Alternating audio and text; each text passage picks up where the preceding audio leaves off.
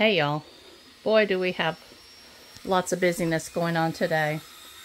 You can see this very dirty little front porch that has served as my greenhouse for the past, gosh, I guess year. And then over here, well, longer than that because I used it for such last year, but with different shelves. These shelves over here I still have to take down, but if you remember, there were shelves right here all the way almost over to the door, just barely enough room to get into that area.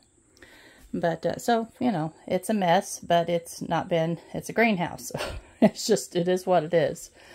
And Hugh today is in the process of putting down flooring that he has cut for this space. He sawed it, he dried it, and now he's putting it down.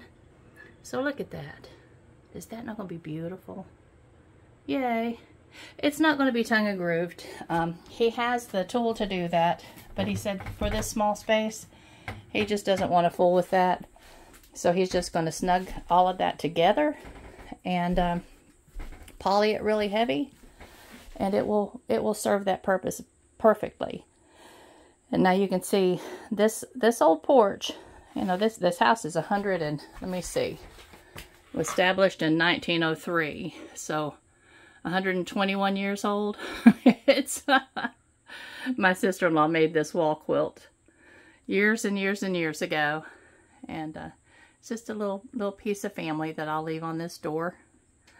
But anyway, so this porch has been remodeled several times, but I think that Huey, how old do you think this tile is on the porch? How old do you suppose the tile is on the porch? Say hi. When Mama had the house remodeled, and what, 30 years? Yeah, 30 years.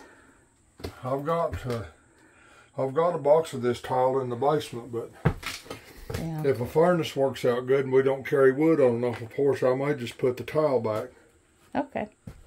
Okay, yeah, it probably has been broken carrying firewood in and out. It didn't have a crack in it till I started burning wood. So it's his fault. It is my fault. It's that man's fault right there. It is. So yeah, we could probably just pop up the broken ones and replace them. And but we'll still probably be carrying firewood in a little bit anyway, to have a fire in this room in our den when it's really cold outside. But be nice to have this porch fixed, and this door hopefully is going to be replaced. It's either going to be replaced or I'm going to take it down and just completely redo this whole thing.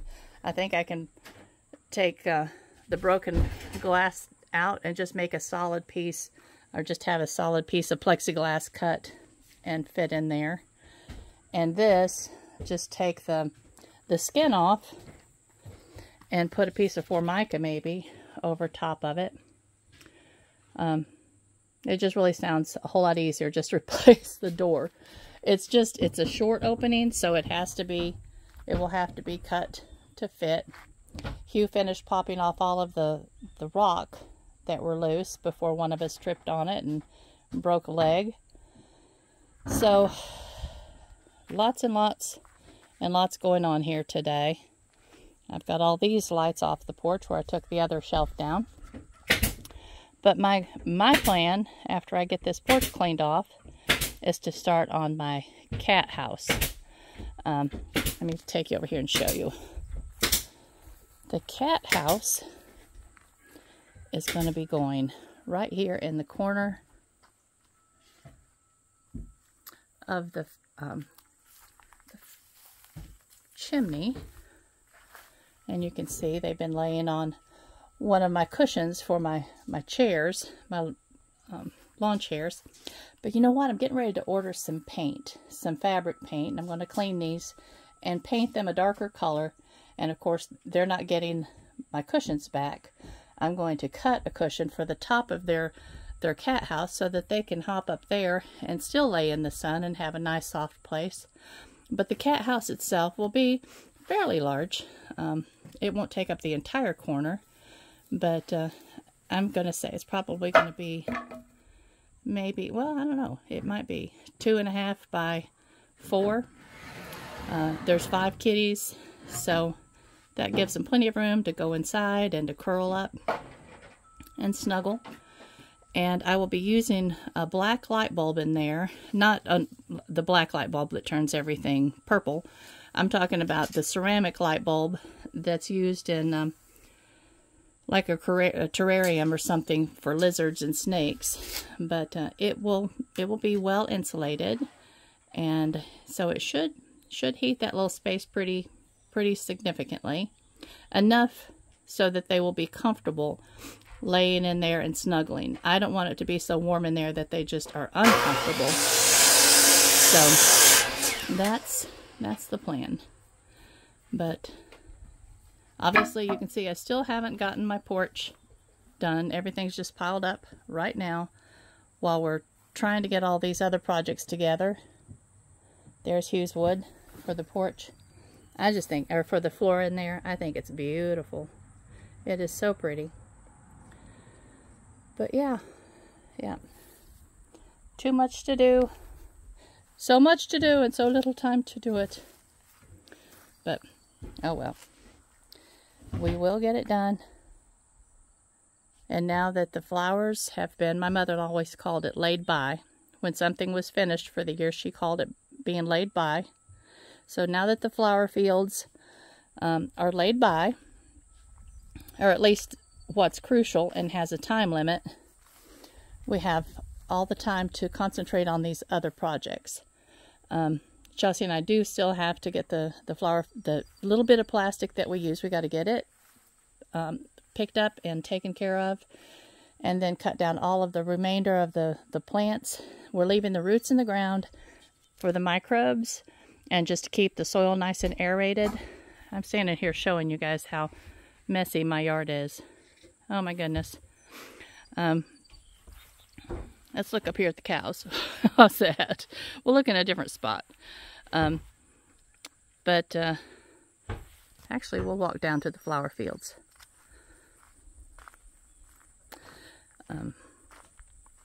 I think that we may have Hugh go ahead and shape the beds one more time, mostly because the lower part of this field up here, the beds are too close together to run the lawnmower through.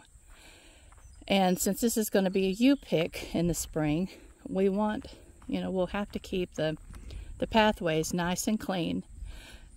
Grass is perfect for this because our clay here, our mud here, our dirt, when it's muddy, is clay, and it's very, very slick.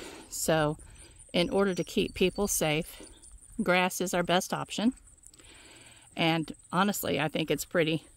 I like the looks of grass in between the rows. And I think I've almost got Hugh talked into doing the same thing in the upper field where we grow our vegetables. And we'll probably leave those paths up there wide enough for him to just run the finish mower through.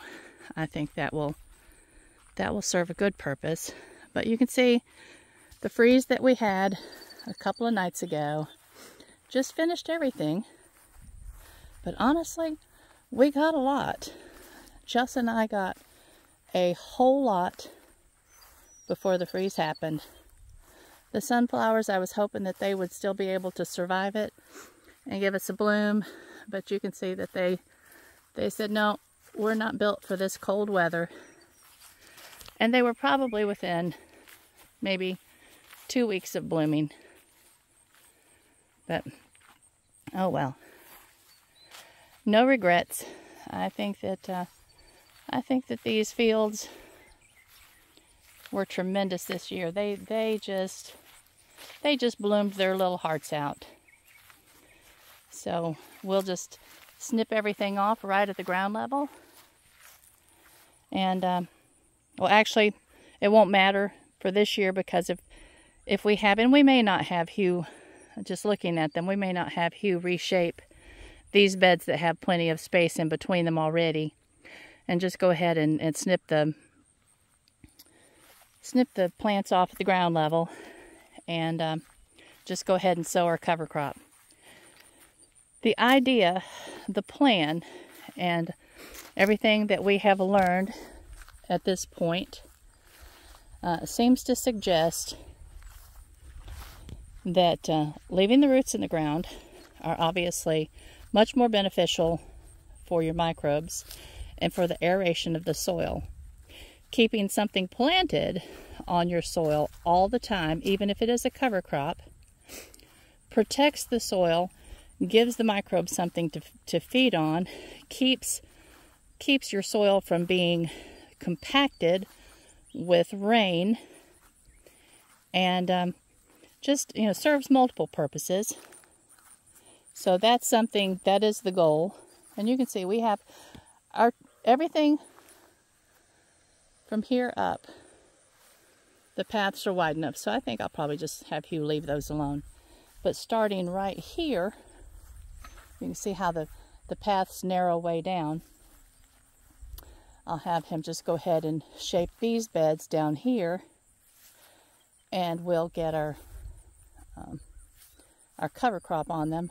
Probably be something like winter wheat, maybe some kind of peas or whatever. But yeah, and you can see that we were trying to leave these straw flowers because they can withstand a little bit more of a cold snap than everything else can. We're trying to let them finish ripening, and maybe some of them will. We're supposed to have a beautiful week this week, in the 70s all week, and only down into the 40s at night. So depending on what these guys are doing, let me see. I actually don't see, we may not have any more blossoms, our blooms waiting to open. So that's all right. Here was one, but I think she's done. Yeah. Oh well. But like I said, it was a wonderful season. I'm pleased with it. Well pleased with it. And we're probably going to go down a little bit further toward the barn, and we're going to build some pumpkin tunnels using just 2x4s or 2x6s, one or the other, and not building them like an A-frame. They'll be modified A-frame with a piece of wood across the top, and the piece of wood at the top will probably be, you know, maybe 4 feet wide, and it will connect those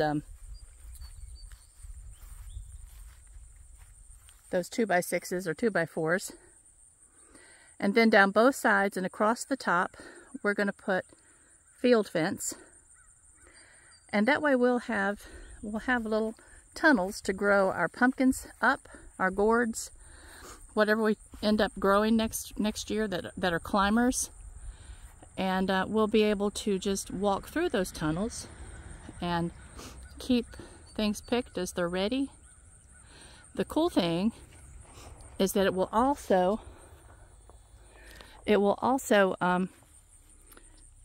keep the pumpkins a nice shape, because instead of laying on the ground, they'll be hanging. And what we're understanding from different people we're learning from on YouTube University, is that as the fruit gets bigger, the stems get stronger, and so they can actually, without being cradled, they can actually hold a great deal of weight. So in most of what we are growing for purposes of decorating with our dried flowers are small. So I'm not going to worry about anything falling off and hitting anybody in the head. That will be a good thing. But anyway, so our tunnels will probably be down here, and they will be permanent structures. So we might build on the outside of the tunnels, we might build just some 1 foot high by 18-inch wide raised beds, the whole length on either side, and that way that we can just plant directly into that, and hopefully keep take care of them just a little bit easier. But that's what's going on here today. Look at the color. The color is changing. We've lost a lot of leaves already for the year. But it's going to be a somber year, but it's a beautiful year. I'm pleased with it. I hope everyone is doing well. The recovery in our area is moving along. Obviously not as fast as everyone would love for it to, but it will continue happening. Y'all just take care of yourselves, and it is a pretty day. There goes Hubie. He's going to the barn for something. But anyway, love y'all, and talk to you soon. Bye-bye.